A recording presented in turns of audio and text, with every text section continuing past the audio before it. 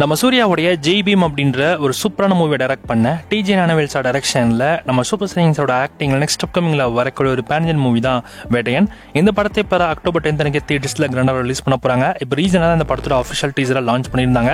இந்த படத்தில் நம்ம super star Amitabh Bachchan, Fahadh Faasil, Rana Daggubati and Manju Warrier, Ritika Singh and Dushara Vijayan இந்த மாதிரி நிறைய பேர் இந்த படத்தில் நடிச்சிருக்காங்க.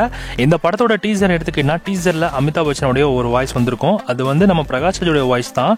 அந்த வாய்ஸை வந்து இப்போ ஏஐ மூலமா வந்து அமிதாப் பச்சனோட வாய்ஸா வந்து கொண்டு வந்திருக்காங்க. ஸோ உண்மையிலே அந்த பழைய இருந்த பிரகாஷ் ராஜ் வாய்ஸ்க்கும் அமிதாப் பச்சன் இந்த ஏஐ வாய்ஸ்க்குமே பார்த்தீங்கன்னா பயங்கர டிஃபரன்ஸ் இருக்கு. பயங்கர குஸ்பம்ஸா இருக்கும்.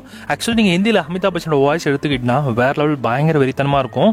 அந்த வாய்ஸ்லேயே பயங்கர பவரா இருக்கும். அதே மாதிரியான வாய்ஸ் தான் ஏஐல இப்போ பயங்கரமா வந்து இப்போ மறுபடியும் கொண்டு வந்திருக்காங்க. ஸோ உண்மையிலே வேற லெவல் தான். இதே மாதிரி தான் படத்து ஃபுல்லாமே ட்ராவல் பண்ணி கொண்டு வர போறாங்க. நீங்க ஏற்கனவே டீசர்ல நீங்க ஃபர்ஸ்ட் நீங்க அமிதாப் பச்சனோட வாய்ஸ், பிரகாஷ் வாய்ஸை கேட்டிருப்பீங்க. ஆனா இப்போ நீங்க டீசரை ப்ளே பண்ணீங்க அப்படின்னா அமிதாப் பச்சனோட வாய்ஸ் தான் வந்து ரீப்ளேஸ் பண்ணி வச்சிருக்காங்க. ஸோ ட்ரை பண்ணி பாருங்க. ஸோ கண்டிப்பா இப்போதைக்கு இந்த படத்தோட டீசரை மட்டும் தான் லான்ச் பண்ணியிருக்காங்க. இன்னும் நம்ம மெயின் ட்ரெய்லரை பார்க்கல. ஸோ ட்ரெய்லர் எப்போ வெளிவரும் அப்படின்னு பார்த்தீங்கன்னா October 2 அன்னைக்கு இந்த படத்தோட தியேட்டிக்கல் ட்ரெய்லரை கிராண்டா வந்து நமக்கு ப்ரீமியர் பண்ண போறாங்க. ஸோ ட்ரெய்லர் எப்படி இருக்க போகுது, என்ன மாதிரி சீக்வன்ஸ்லாம் அந்த படத்துலலாம் வச்சிருக்காங்க, ஸோ ஸ்டோரி என்ன மாதிரி ட்ராவல் ஆக போகுது எல்லாத்தையும் நம்ம ட்ரெய்லரில் பார்த்து தெரிஞ்சுக்கலாம்.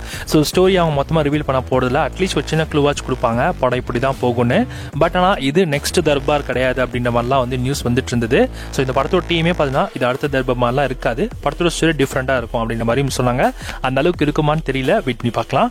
October 10 அன்னைக்கு இந்த படம் நமக்கு தியேட்டர்ஸ்ல ரிலீஸ் ஆகுது. யாரெல்லாம் இந்த படத்தை எப்படி போய் பார்க்க போறீங்க அப்படின்றத மறக்க மாட்டல கமெண்ட் பண்ணுங்க.